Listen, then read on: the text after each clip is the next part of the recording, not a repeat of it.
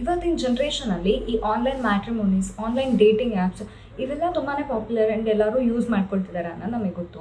But ಏನಂದರೆ ಇದೆಲ್ಲದಕ್ಕೂ extend version ಆಗಿ ಆನ್ಲೈನ್ ಫ್ರೆಂಡ್ಶಿಪ್ ಆ್ಯಪ್ ಅನ್ನೋದನ್ನು ರೀಸೆಂಟಾಗಿ ನಾನು ನೋಡಿದೆ.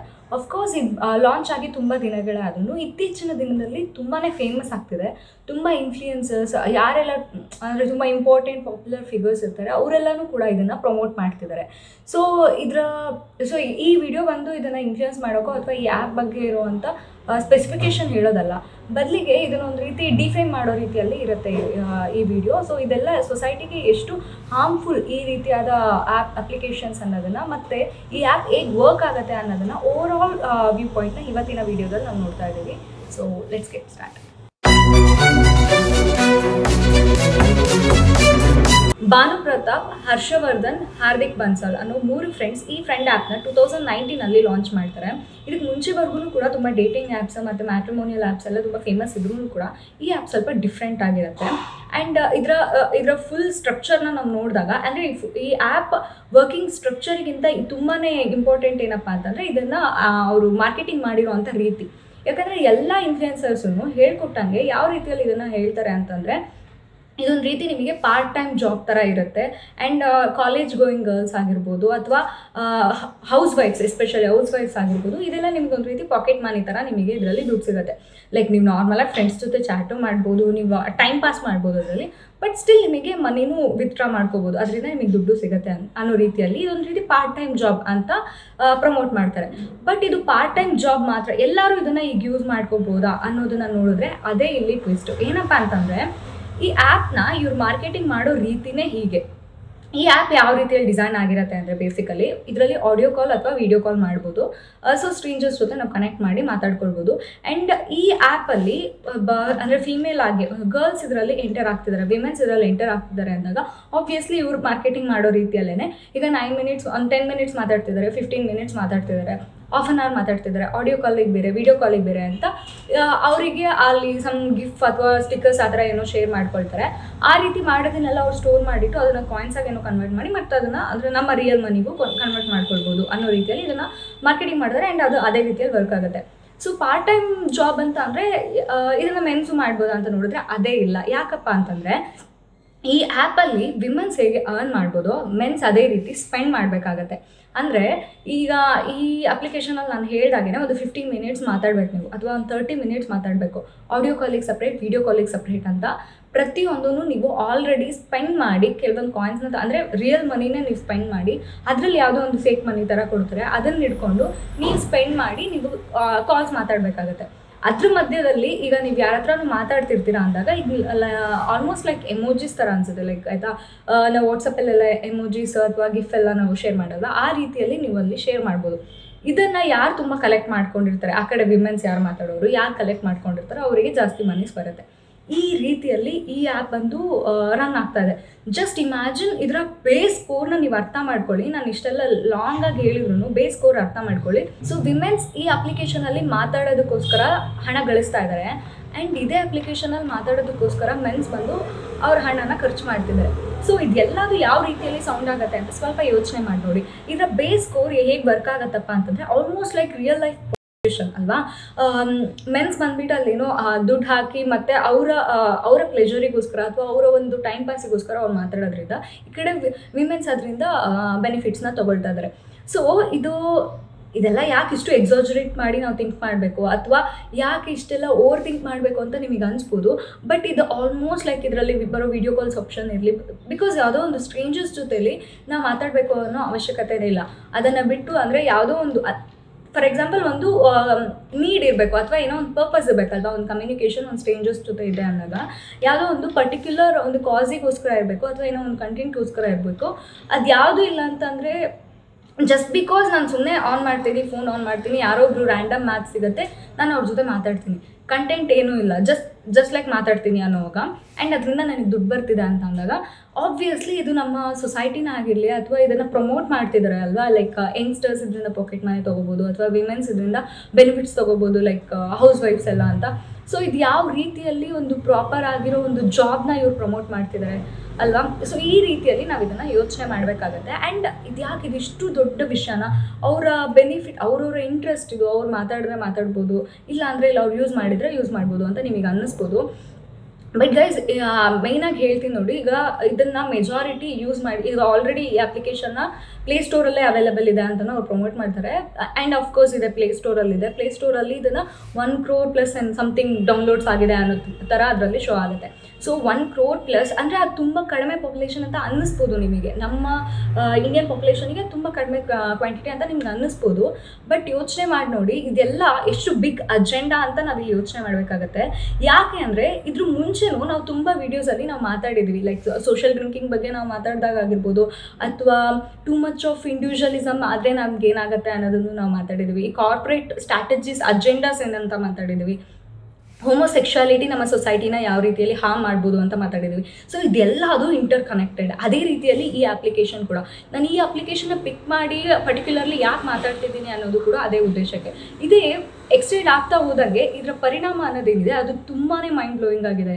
ಯಾಕಂದರೆ ಈಗ ಒಂದು 18 years ಅಥವಾ ಒಂದು 19 years ಒಂದು ಕಾಲೇಜ್ ಗೋಯಿಂಗ್ ಗರ್ಲ್ ಈ ಅಪ್ಲಿಕೇಶನಿಂದ ಬೆನಿಫಿಟ್ಸ್ ತೊಗೊಳ್ಳೋಕ್ಕೆ ಅವಳು ಶುರು ಮಾಡಿದ್ಲು ಅಂತ ಇಟ್ಕೊಳ್ಳಿ. ಯಾವುದೋ ಒಂದು ಆಡಿಯೋ ಕಾಲ್ಸ್ ಅಥವಾ ವೀಡಿಯೋ ಕಾಲ್ಸಿಗೆ ನನಗೆ ಪೇ ಮಾಡ್ತಿದ್ದಾರೆ, ಅದರಲ್ಲಿ ತಪ್ಪೇನಿದೆ ಅನ್ನೋ ರೀತಿಯಲ್ಲಿ ಒಂದು ಆ್ಯಟಿಟ್ಯೂಡಲ್ಲಿ ಅವ್ರು ಅದನ್ನು ಯೂಸ್ ಮಾಡೋಕ್ಕೆ ಸ್ಟಾರ್ಟ್ ಮಾಡಿದ್ರು ಅಂತಂದರೆ ಅದು ತುಂಬ ಈಸಿಯಾಗಿರುತ್ತೆ. ಅಂದರೆ ಅವರು ಆಬ್ಜೆಕ್ಟಿಫೈಯಿಂಗ್ ಆಗಿ ಯೂಸ್ ಮಾಡ್ಕೊಳ್ತಾ ಹೋಗ್ತಾರೆ. ಓಕೆನಾ, ಅವರ ಸೆಲ್ಫ್ನ ಅವರು ಜಸ್ಟ್ ಒಂದು ಮನಿಗೋಸ್ಕರ ಅವ್ರು ಯೂಸ್ ಮಾಡ್ಕೊಳ್ತಾ ಹೋಗ್ತಾರೆ. ಯಾವುದೇ ಸ್ಕಿಲ್ಸ್ ಡೆವಲಪ್ ಮಾಡ್ಕೊಳ್ಳಲ್ಲ. ಸಮ್ಟೈಮ್ಸ್ ಸ್ಟಡಿ ಎಜುಕೇಷನ್ ವೈಸಲ್ಲಿ ಅವ್ರಿಗೆ ಇಂಟ್ರೆಸ್ಟ್ ಇರಲ್ಲ. ಓಕೆ, ಯಾವುದಾದ್ರೂ ಒಂದು ಸ್ಕಿಲ್ಸ್ ಇರಬೇಕಲ್ವಾ, ಅಥವಾ ಅಟ್ ಲಾಸ್ಟ್ ಏನಾದರೂ ಒಂದು ನಮಗೆ ಯಾವಾಗಲೂ ಮನೇಲೆಲ್ಲ ಯಾವಾಗಲೂ ಹೇಳ್ತಾರೆ, ನಮಗೆ ಮನಿ ಅಥವಾ ಇಷ್ಟು ಸ್ಯಾಲ್ರಿ ಅದೆಲ್ಲ ಎಷ್ಟು ಇಂಪಾರ್ಟೆಂಟು, ಯಾವ ರೂಟ್ ಕಾಸಲ್ಲಿ ನಾವು ಯಾವ ರೂಟಿಂದ ಅದನ್ನು ನಾವು ಅರ್ನ್ ಮಾಡ್ತೀವಿ ಅನ್ನೋದು ಕೂಡ ಈಕ್ವಲಿ ಇಂಪಾರ್ಟೆಂಟ್ ಅಲ್ವಾ.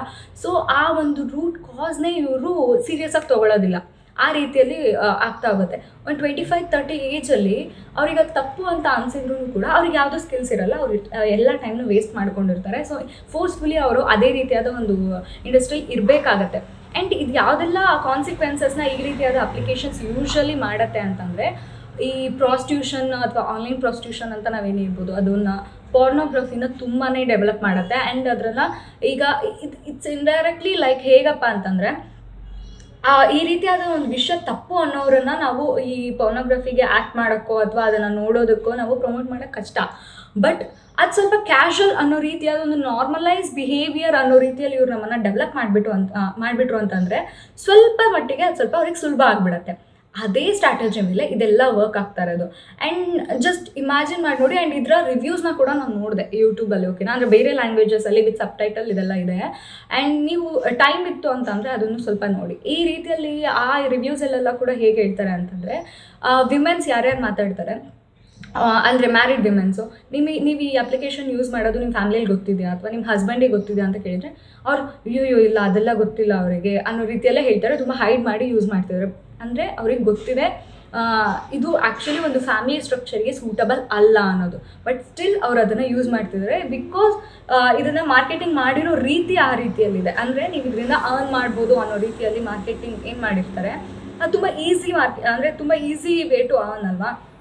ಅದೆಲ್ಲದು ಇದರ ಕಾನ್ಸಿಕ್ವೆನ್ಸಸ್ ಅಂತ ಹೇಳ್ಬೋದು. ಆ್ಯಂಡ್ ಇದು ಏನಾಗತ್ತಪ್ಪ ಅಂತಂದರೆ, ಇವಾಗಿನ ಜನ್ರೇಷನಲ್ಲಿ ಮೇ ಬಿ ಕೆಲವೊಂದು ವಿಮೆನ್ಸ್ ಹಸ್ಬೆಂಡಿಗೆ ಗೊತ್ತಿಲ್ಲದೆ ಈ ರೀತಿ ಎಲ್ಲ ಮಾಡಿ ಅವರು ಯೂಸ್ ಮಾಡ್ಕೊಳ್ಳೋದು ಈ ಥರ ಎಲ್ಲ ಮಾಡ್ಬೋದು. ಬಟ್ ಇನ್ ಫ್ಯೂಚರ್ ಇದೆ, ನಾವು ಈಗ ಆಲ್ರೆಡಿ ಇಂಡಿವಿಜುವಲಿಸಮ್ನ ತುಂಬಾ ಪ್ರಮೋಟ್ ಮಾಡ್ತಿದ್ದಾರೆ. ಆ್ಯಂಡ್ ಅವರ ಸೆಕ್ಷುವಲ್ ಪ್ರಿಫರೆನ್ಸಸ್ ಅವ್ರವ್ರ ಇಷ್ಟ ಅಂತ ಮಾಡ್ತಿದ್ದಾರೆ. ಅಂದರೆ ಲೈಕ್ ಕಲ್ಚರಲ್ಲಿ ಅಲ್ಲಿ ಯಾವುದು ಬ್ಯಾರಿಯರ್ಸ್ ಇರಬಾರ್ದು ಅನ್ನೋ ರೀತಿಯಲ್ಲಿ ಆಲ್ರೆಡಿ ಟಾಕ್ಸ್ ಸ್ಟಾರ್ಟ್ ಆಗಿದೆ. ಅದ್ರ ಮಧ್ಯೆ ಈ ರೀತಿಯಾದ ಅಪ್ಲಿಕೇಶನ್ಸ್ನ ಇಂಟ್ರೊಡ್ಯೂಸ್ ಮಾಡ್ತಿದ್ದಾರೆ. ಸೊ ಇದು 1 or 2 ಜನರೇಷನ್ ಮುಂದೆ ಹೋದ್ಮೇಲೆ ಇಲ್ಲಿ ಒಂದು ಫ್ಯಾಮಿಲಿ ಸ್ಟ್ರಕ್ಚರ್ ಅನ್ನೋದು ಏನಿದೆ ಅದು ತುಂಬಾ ಹೊಡ್ತಾ ಬೀಳುತ್ತೆ.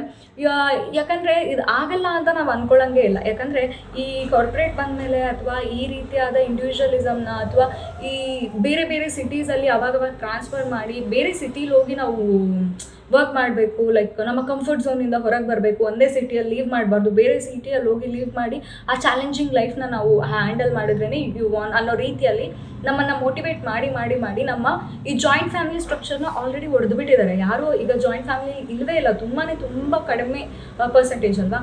ಬಟ್ ಅದರಲ್ಲಿ ಈಗ ಫ್ಯಾಮಿಲಿ ಸ್ಟ್ರಕ್ಚರ್ನೂ ಇವ್ರು ಹೊಡೆಯೋಕ್ಕೆ ಟ್ರೈ ಮಾಡ್ತಿದ್ದಾರೆ ಅನ್ನೋದೇ ನಿಜ. ಆ್ಯಂಡ್ ಇದು ಅದರಲ್ಲಿ ಏನು ತಪ್ಪಿದೆ ಅಥವಾ ಓಕೆ ಅದನ್ನು ಅಡಾಪ್ಟೇಷನ್ ಇಂಪಾರ್ಟೆಂಟ್, ಅದು ನೆಕ್ಸ್ಟು ಫ್ಯೂಚರ್ ಇರ್ಬೋದು ಅಂತ ನಿಮಗೆ ಅನ್ನಿಸ್ಬೋದು.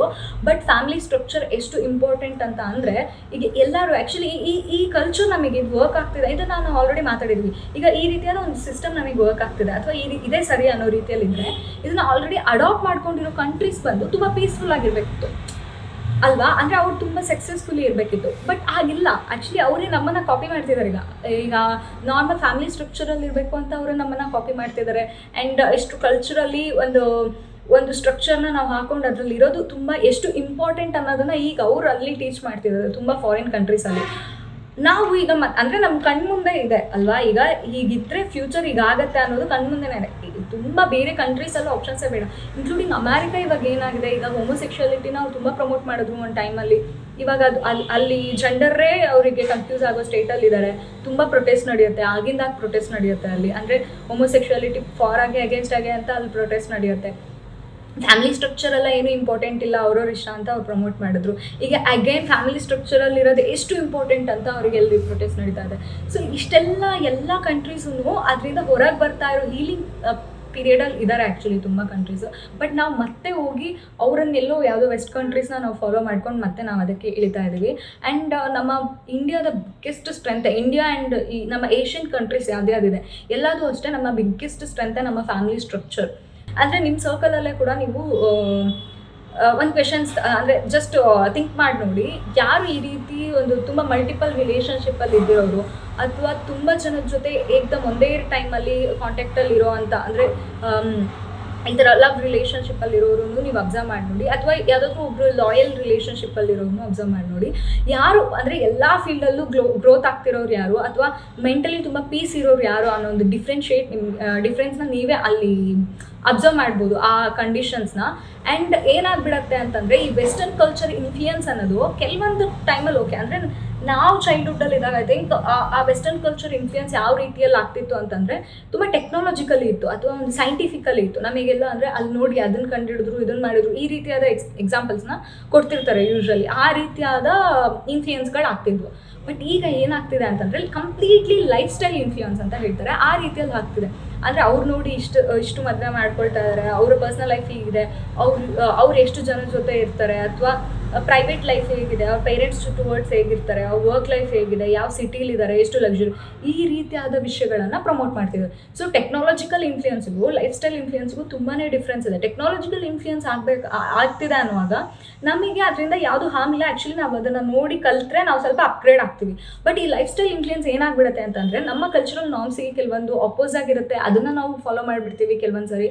ಆ್ಯಂಡ್ ಇದೆಲ್ಲ ಆಗಬೇಕಾದ್ರೆ ಈಗ ನಮ್ಮ ಕಲ್ಚರಲ್ಲಿ ಬೇಸಿಕಲಿ ಏನಪ್ಪ ಅಂತಂದರೆ, ಈ ಸೆಕ್ಷುವಲ್ ರಿಲೇಷನ್ಶಿಪ್ ಅನ್ನೋದೆಲ್ಲ ಏನಿದೆ ಅದೆಲ್ಲದನ್ನು ಕೂಡ, ಅಥವಾ ನಮ್ಮ ಇಂಡಿವಿಜುವಲ್ ಥಿಂಗ್ ಎಲ್ಲ ಏನಿದೆ ಅದೆಲ್ಲದೂ ಒಂದೊಂದು ಪಾರ್ಟ್ ಆಗಿ ಬ್ಯಾಲೆನ್ಸ್ ಮಾಡೋ ರೀತಿಯಲ್ಲಿ ನಮ್ಮ ಕಲ್ಚರಲ್ ಡೆವಲಪ್ಮೆಂಟ್ ಇರುತ್ತೆ, ನಮ್ಮ ಸೋಷಿಯಲ್ ನಾರ್ಮ್ಸ್ ಇರುತ್ತೆ. ಬಟ್ ವೆಸ್ಟ್ ಕಲ್ಚರಲ್ಲಿ ಏನಪ್ಪ ಅಂದರೆ ಕಂಪ್ಲೀಟ್ಲಿ ಆಪೋಸಿಟ್. ಅಲ್ಲಿ ಏನಂದರೆ ಇಂಡಿವಿಜುವಲ್ ಮೈಂಡ್ ಸೆಟ್ಟಿಗೆ ಮಾತ್ರನೇ ತುಂಬ ಕಂಪ್ಲೀಟ್ ಅಂದರೆ ಒತ್ತು ಕೊಡ್ತಾರೆ ಅವರು. ಮತ್ತು ಈ ಸೆಕ್ಷುವಲ್ ಪ್ರಿಫರೆನ್ಸಿಗೆ ತುಂಬಾ ಏನು ಹೇಳ್ತಾರೆ ಇಂಪಾರ್ಟೆನ್ಸ್ ಜಾಸ್ತಿನೇ ಕೊಡ್ತಾ ಹೋಗ್ತಾರೆ. ಸೊ ಅದು ಕಂಪ್ಲೀಟ್ಲಿ ಆ ವಿಷಯನೇ ನಮಗೆ ಕಂಪ್ಲೀಟಾಗಿ ಅಪೋಸಿಟಲ್ಲಿದೆ. ಸೊ ಆ ರೀತಿಯಾದ ಕಂಪ್ಲೀಟ್ಲಿ ಅಪೋಸಿಟಲ್ಲಿರುವಂಥ ಒಂದು ಕಲ್ಚರ್ ಇನ್ಫ್ಲೂಯೆನ್ಸ್ನ ನಾವು ತೊಗೊಳ್ಳೋದು ಬಂದು ಕೆಲವೊಂದು ಸರಿ ನಮಗೆ ಅದು ಎಡವಟ್ಟಲ್ಲೇ ಮುಗಿಯುತ್ತೆ ಅಂತ ಹೇಳ್ಬೋದು. ಸೊ ಗೈಸ್, ಇವತ್ತಿನ ವಿಡಿಯೋ ಕಂಪ್ಲೀಟಾಗಿ ಈ ರೀತಿಯಾದ ಅಪ್ಲಿಕೇಶನ್ಸಿಗೆ ನೀವು ಅಡಿಕ್ಟ್ ಆಗಿಬಿಡಿ, ಅದನ್ನು ಯೂಸೇ ಮಾಡಿಬಿಡಿ. ಆ್ಯಂಡ್ ಅದರ ಅವಶ್ಯಕತೆನೇ ನಿಮಗಿಲ್ಲ ಅನ್ನೋದನ್ನು ಹೇಳೋದಕ್ಕೇನೆ. ಆ್ಯಂಡ್ ಇದನ್ನು ಯಾರಾದರೂ ಯೂಸ್ ಮಾಡ್ತಿದ್ರು ಅಂದರೂ ಕೂಡ ಅದರ ಫ್ಯೂಚರ್ ಪರಿಣಾಮಗಳು ಹೇಗಿರುತ್ತೆ, ಅದೆಷ್ಟು ನೆಗೆಟಿವ್ಲಿ ನಮ್ಮ ಲೈಫಿಗೆ ಅಫೆಕ್ಟ್ ಆಗುತ್ತೆ ಅನ್ನೋದು, ಮತ್ತು ನಮ್ಮ ಸೊಸೈಟಿಗೆ ಅದೆಷ್ಟು ಹಾರ್ಮ್ಫುಲ್ ಅನ್ನೋದೇ ಇವತ್ತಿನ ವಿಡಿಯೋ ಮೇನ್ ಮೋಟೋ ಆಗಿರುತ್ತೆ. ಆ್ಯಂಡ್ ಇದ್ರ ಬಗ್ಗೆ ನಿಮ್ಗೆ ಇನ್ನೊಂದಿಷ್ಟು ಹೆಚ್ಚು ತಿಳ್ಕೋಬೇಕು, ಅಥವಾ ಆ್ಯಕ್ಚುಲಿ ನಾನು ಹೇಳ್ತಿರೋದೆಲ್ಲ ಸರಿನೇನಾ, ಅಥವಾ ಇದರಲ್ಲಿ ಬೇರೆ ಯಾವುದಾದ್ರೂ ಡಿಫ್ರೆನ್ಸಸ್ ಇದೆಯಾ ನಾನು ಹೇಳಿದ್ರಲ್ಲಿ ಅಂತ ನಿಮ್ಗೆ ಏನಾದರೂ ಇಂಟ್ರೆಸ್ಟ್ ಇತ್ತು ಅಂತಂದರೆ ಅಪ್ಲಿಕೇಶನ್ ಮಾತ್ರ ಯೂಸ್ ಮಾಡಬೇಡಿ. ಬಟ್ ಅದ್ರ ಬಗ್ಗೆ ಸ್ಟಡಿ ಮಾಡಿ. ಈವನ್ ನಾನು ಇವಾಗೆಲ್ಲ ಹೇಳಿರೋದು ಕೂಡ ಅದನ್ನು ಸ್ಟಡಿ ಮಾಡಿರೋ ಅಂಥ ಬೇಸ್ ಮೇಲೇ, ಆ ಬ್ಲಾಗ್ ಸ್ಪಾಟ್ ಬೇಸ್ ಮೇಲೇ ಹೇಳ್ತಾ ಇದ್ದೀನಿ. ಬಿಟ್ಟರೆ ನಾನು ಆ ಅಪ್ಲಿಕೇಶನ್ನ ನಾನು ಕೂಡ ಯೂಸ್ ಮಾಡಿಲ್ಲ. ನಾನು ಹೇಳಿರೋದ್ರಲ್ಲಿ ಕೆಲವೊಂದು ಆಪ್ಷನ್ಸ್ ಎಲ್ಲ ಅದರಲ್ಲಿ ಸ್ವಲ್ಪ ವೇರಿಯೇಷನ್ಸ್ ಇರ್ಬೋದು, ಬಟ್ ದ ಬೇಸಿಕ್ ಕೋರ್ ಬಂದು ಇದರಲ್ಲಿ ಮೇನ್ ರೀಸನ್ ಬಂದು ಇದೇ ಕಾಸ್ ಮೇಲೇ ಅದು ವರ್ಕ್ ಆಗ್ತಾ ಇದೆ. ಸೊ ಅದು ನಮಗೆ ಅವಶ್ಯಕತೆ ಇಲ್ಲ. ಆ್ಯಂಡ್ ಇದನ್ನು ನೀವು ಯೂಸ್ ಮಾಡಿ ನೀವು ಅದ್ರ ಬಗ್ಗೆ ಅರ್ಥ ಮಾಡ್ಕೋಬೇಕಂತ ಇಲ್ಲ. ಅದ್ರ ಬಗ್ಗೆ ಸ್ಟಡಿ ಮಾಡಿ ಅಥವಾ ಡೌಟ್ಸ್ ಇತ್ತು ಅಂತಂದರೆ ಕಮೆಂಟ್ ಮಾಡಿ, ನಾವು ಅದ್ರ ಬಗ್ಗೆ ಡಿಸ್ಕಸ್ ಮಾಡೋಣ. ಆ್ಯಂಡ್ ಇದು ತುಂಬಾ big agenda. Actually western culture ಇಂಡಿಯಾದಲ್ಲಿ ಮಾಡ್ತಾ ಇರೋವಂಥ ಕಾಸಸ್ ಏನಿದೆ ತುಂಬಾ ಬಿಗ್ಗೆಸ್ಟ್ ಅಜೆಂಡಾ. ನಾವು ಅದರೊಳಗಡೆ ಸಿಕ್ಕಾಕೋಬಾರ್ದು ಅನ್ನೋದಕ್ಕೇ ಬ್ಯಾಕ್ ಟು ಬ್ಯಾಕ್ ಈ ವಿಡಿಯೋ. ಸೊ ಗೈಸ್, ಇದೇ ಥರ ಒಂದು ಇಂಟ್ರೆಸ್ಟಿಂಗ್ ಆ್ಯಂಡ್ ಇಂಪಾರ್ಟೆಂಟ್ ವಿಡಿಯೋ ಜೊತೆ ಮತ್ತೆ ನಿಮ್ಮನ್ನು ಭೇಟಿ ಮಾಡ್ತೀನಿ. Until this is Shilpa signing off here.